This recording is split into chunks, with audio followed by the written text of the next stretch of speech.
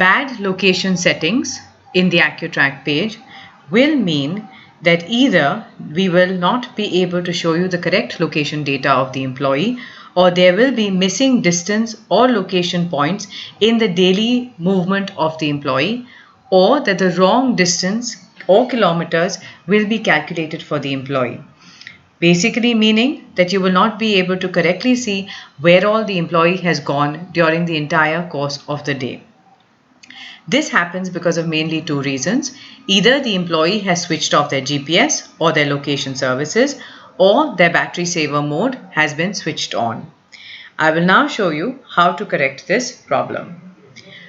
All you need to do is ask your employee to go into their mobile phone settings, into battery, and switch off the battery saver mode. Further, they will go back and switch on their GPS location services.